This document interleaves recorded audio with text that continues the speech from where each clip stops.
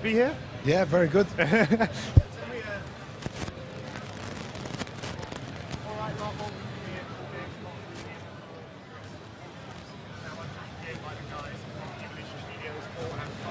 Right there. Thanks for coming along. So tell me a little bit about DriveClub. Just think about this game. It's been in development 9 years now? No, I mean, that's a lot. the idea has been around for 9 years. Basically, it's been in development since the very genesis of the PlayStation 4, and you know we're finally getting to a point where we can deliver the game because of the power of the hardware that Sure. we've got for us now. Cool. So, I mean, tell me a bit about sort of the DriveClub Plus thing, because this was announced at the PS4 conference, and it's going to be given away to PlayStation Plus owners, right? What's the difference here between something you'd buy at retail and the DriveClub Plus? When you buy the game at retail, you've got all the content on disc. You can buy it digitally as well, you can buy the full download, but as a PlayStation Plus subscriber, you get to experience DriveClub day one for free. So that means you get all the same game features, you can interact with all the social challenges, the online multiplayer, it's all there. The only thing we limit you on is the content of cars and tracks. Right. That's it. Otherwise, it's the full experience. Okay. So, I mean, when you say limited in terms of cars and tracks, what are we talking about here? I mean, can you be specific about some limitations? Not at this point in time. I mean, you know, that'll be made clear over the next couple of months. Okay, great stuff. So one of the things I want to talk to you about is PS4 development, actually, and you know, you guys are making this for the PS4. What is it that you were able to do for DriveClub with PS4 that perhaps you weren't able to get out of the PS3, either from a technology standpoint or from the software? Well, everything's moved on since PlayStation 3, so ultimately the entire machine is set up around connectivity and socialization.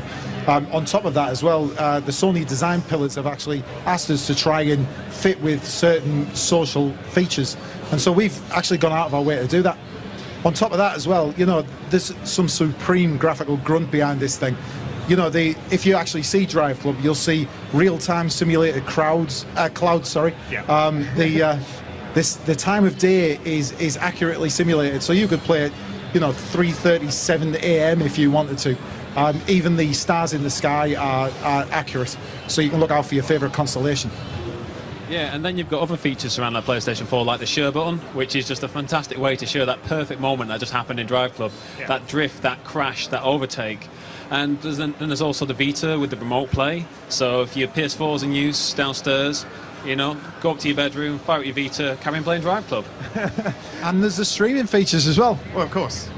I mean, it was amusing because I remember the sort of the first announcement for DriveClub, and I've never seen anyone so excited about hand-stitched leather before. I mean, I mean, you guys must be sort of, are you as passionate as that about this sort of stuff? I mean, we're hardcore petrol heads, so I mean, you know, the attention to detail that's gone into these car models has never been seen before. Yeah. The lead vehicle artist, Neil, I go down and see him quite a bit because I'm a big car fan, and he was looking at a model a couple of weeks ago, rejecting it because the wrong size screw head was in the floor mat.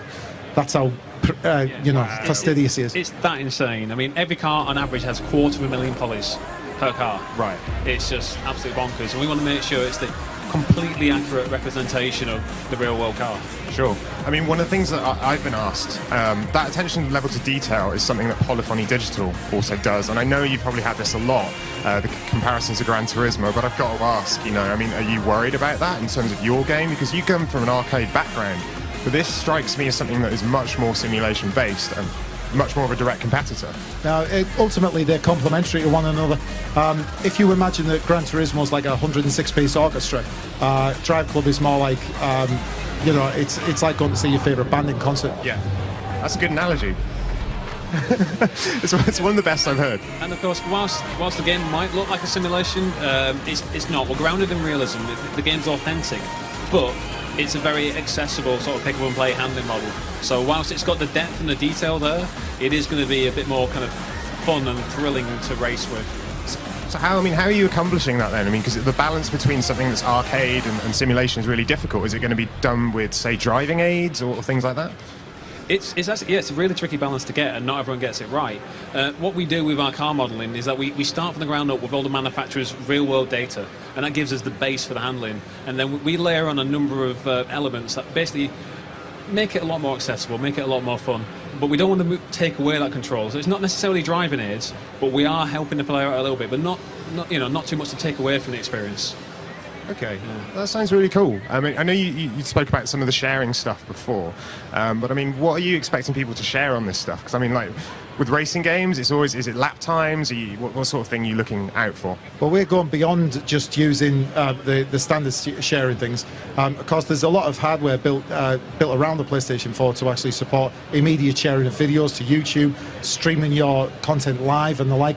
But on top of that, you know, our challenge system allows you to share even the race that you've just done with everybody. And so, you know, you might get thousands of people trying to beat your score. On top of that, in order to make it so that it's not just about winning, we have 2 new features. One's called face-offs and the other one's called overdrives. And what they are is just do, little asynchronous challenges between things that other people who you may be connected to have already done on the track. And you've got to try and sort of beat them, but they're always matched to your skill set, so that really works very well. And then you're rewarded for anything else that you do on the track. So you do a great drift or a donut or something like that, we'll give you more fame, so that you're always earning to feed into your club. Yeah, and what's really great about that as well is that if you're not necessarily winning, if you're not first place, it doesn't really matter, because you're competing in these face-offs and these overdrives, and you're earning fame for yourself, for your club. And it's, you know, it doesn't really matter if you're losing, because you're always winning if you're playing as part of a club nowadays. So one of the other things as well is that, I guess, with a launch lineup, you must know this. Racing games are traditionally one of the key launch titles. I mean, when you see a launch, I'm surprised we haven't seen Ridge Racer yet, for instance, right? I'm disappointed. It's tradition for a Ridge Racer game, right? So, I mean, how do you guys feel about that? Because you've got a lot of competition now on the launch front. I mean, everyone was showing off racing games at their press conferences yesterday. I mean, what are you guys how do you feel about it? Well, we don't do what the rest of them do. I mean, ultimately, we're building a service model around the game as well. So ultimately, when you buy the disc or you digitally download it, that's not the end of your experience. We're going to be feeding you fresh content every week, and there's going to be a broad scope of new content that we're going to be pushing your way.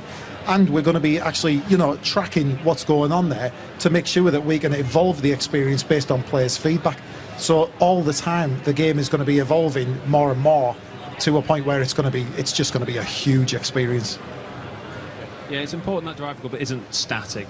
We want to make sure that, as Cole said, it evolves over time. So based upon players' actions and what they're doing on a day-to-day sort of basis, we'll make sure we focus on the areas that players are having most fun with.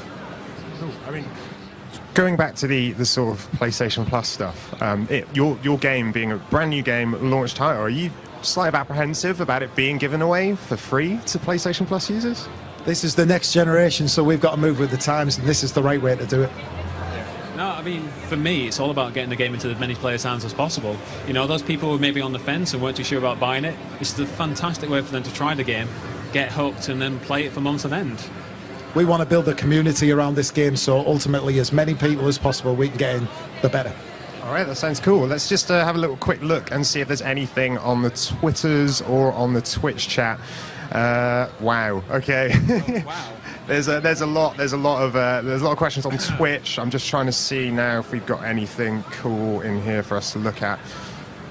One of the questions actually that's come up here is so Motorstorm was the previous game that you guys worked on. What's happening with that series at the moment?